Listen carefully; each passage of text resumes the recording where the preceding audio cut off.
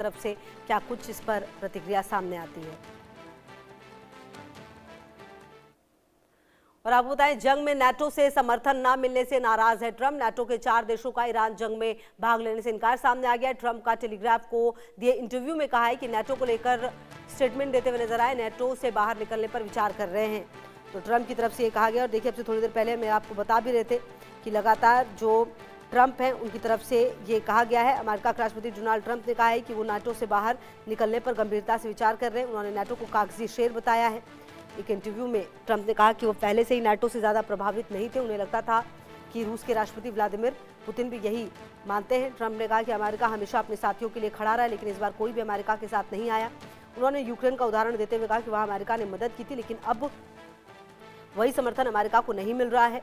ये बयान तब आया है जब नाटो देशों ने ईरान जंग में अमेरिका का साथ देने से इनकार किया। अमेरिका चाहता था कि नाटो देश होर्मुज स्ट्रेट खुलवाने के लिए अपने वॉरशिप भेजे, लेकिन उन्होंने ऐसा नहीं किया। और आपको बता दें कि इस पूरे घटनाक्रम के बाद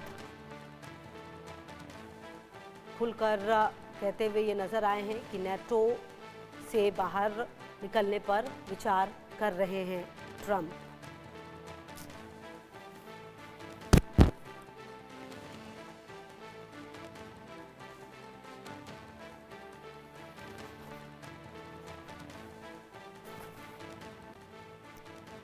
तो आपको बता दें कि नाटो को लेकर ये नाराज़गी जो ट्रंप हैं उनकी पहली बार वैसे नहीं आई है। इससे पहले भी वो कई बार नाटो को लेकर बयान देते रहे हैं और नाटो को कागजी शेर बताते हुए नजर आए हैं। इससे पहले भी आपको बता दें कि उन्होंने एक इंटरव्यू में कहा कि वो बहुत ज़्यादा प्रभावित नहीं हैं नाटो से।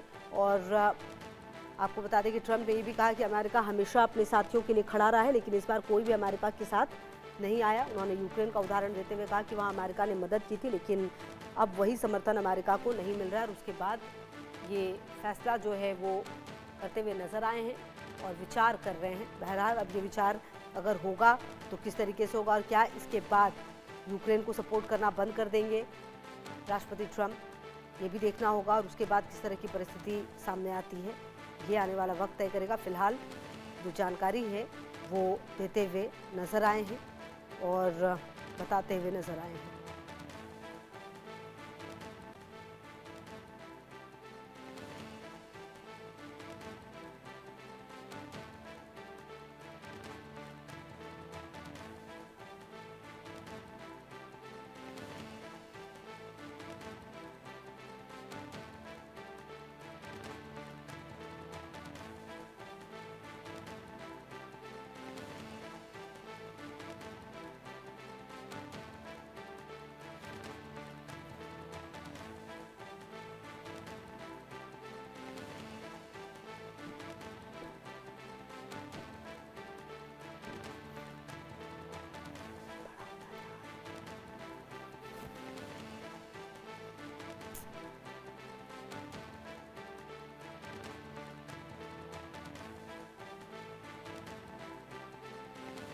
चलिए आगे बढ़ते। देखिए, होर्मुज का बंद होना महज एक व्यापारिक रुकावट नहीं है, बल्कि आधुनिक सभ्यता के लिए एक शॉक थेरेपी है। हमें याद दिलाता है कि हम आज भी जीवाश्म ईंधन और चंद समुद्री रास्तों पर कितने ज़्यादा डिपेंडेंट है।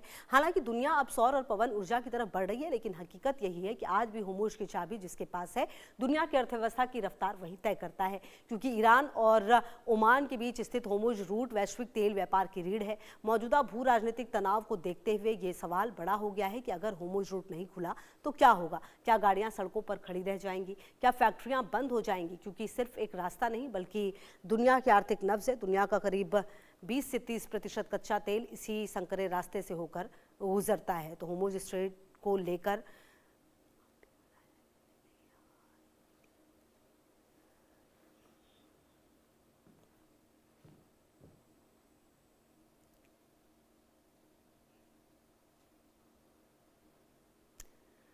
तो होर्मुज स्ट्रेट क्या है जिसको लेकर इतना बवाल है, वो आपको समझना चाहिए कि आखिरकार इसको लेकर जितनी बातें हो रही हैं वो है क्या। देखिए, होर्मुज स्ट्रेट दुनिया की सबसे महत्वपूर्ण शिपिंग मार्गों में से एक है। अगर आप ये देखिए और समझिए अगर, तो खास करके कच्चे तेल की सप्लाई के लिए ये सबसे अहम माना जाता है।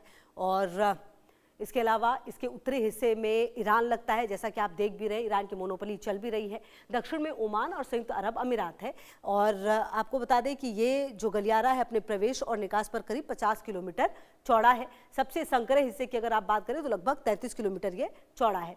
होर्मुज स्ट्रेट खाड़ी को अरब सागर से जोड़ता है और होर्मुज स्ट्रेट इतना गहरा है कि दुनिया के सबसे बड़े तेल टैंकर भी आसानी से इससे होकर गुजर जाते हैं। मध्य पूर्व के बड़े तेल और गैस उत्पादक देश और उनके ग्राहक इसी रास्ते का इस्तेमाल करते हैं, इस होर्मुज स्ट्रेट का इस्तेमाल करते हैं। लगभग आपको बता दें कि 2 करोड़ बैरल तेल होर्मुज स्ट्रेट से गुजरा है। साल अगर 2026 की आप बात 2025 में हर रोज लगभग 2 करोड़ बैरल तेल होर्मुज स्ट्रेट से गुजरा है और ये सालाना लगभग 600 अरब डॉलर के ऊर्जा व्यापार के बराबर है। तो कुल मिलाकर इसकी आपने समझा कि आखिरकार ये है क्या। अब इसका महत्व क्या है वो भी आप समझिए। ये दुनिया की सबसे बड़ी आपको बता दें कि महत्वपूर्ण शिपिंग मार्गों में से एक है और काफ़ी महत्वपूर्ण है ये तेल पाइपलाइन। रोजाना 2 करोड़ बैरल का व्यापार होता है। वैश्विक खपत का ये 5वां हिस्सा यहीं से आता है।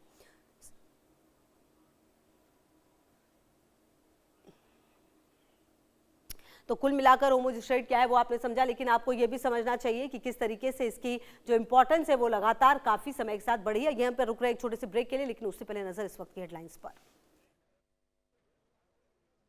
Presented by doctor ortho Ayurvedic